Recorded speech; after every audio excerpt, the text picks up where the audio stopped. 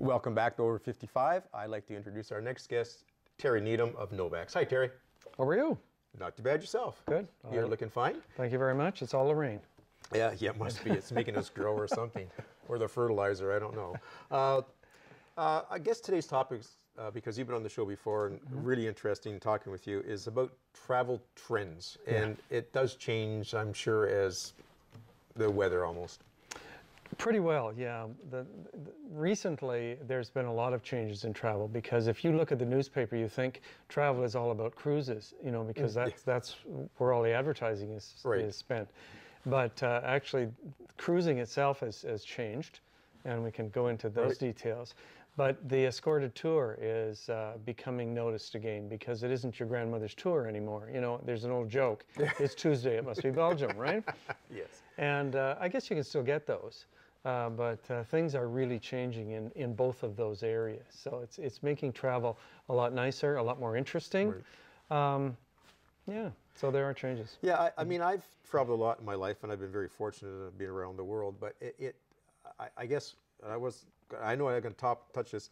It's critical to use a travel agent. I mean, today with the internet, and everybody's going to save $10 here and $20 there, but it's great when you're sitting in your couch at home because everything's fine and great, and you're living in a great atmosphere. But when you're somewhere in a part of the world, like say Egypt, and you know what hits the fan, what do you do? Because you're not in your cozy couch anymore. Well, you're probably don't speak Egyptian, number one, and we have a new partner at Novax Avid Traveler, Lindsay, who was in Egypt when that happened. Wow. And if it wasn't for the fact that she was with a group tour that had people on the ground and got her out of there, what would you do? Exactly. Or if you say, oh, well, you know, we're just going to Rome, we'll just book our tickets and we'll book our hotel, and then you get robbed and you have nothing and you don't speak Italian, what do? Because the police aren't going to speak English and there's nobody to call. And if you have your money belt, hopefully your passport's in there. And if you have that, then you try and find the Canadian embassy. You know, I mean, there's it's a otherwise, real hassle. You make a phone call to your travel agent and say, help. This is what's happened.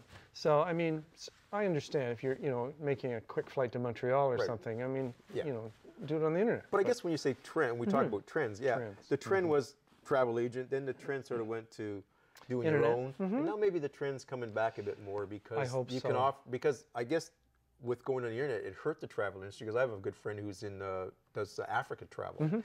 And it hurts that, but now people are starting to come back when they see all the troubles that's in the world, and you know, it's good to have a part of it. That's part of it. And some of the other changes are in the travel itself.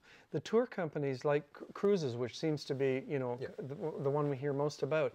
People that go on cruises go for the cruise experience, or as I would say, kind of the North American experience, the 24-hour buffet, you know, the bigger room, the butler that comes in and looks after you, and by the way, you've got one day to explore Provence, and then bang, you're back. The beauty of that is if you just want to do nothing and not unpack and don't really want to see all that much, it's a great relaxing way to travel.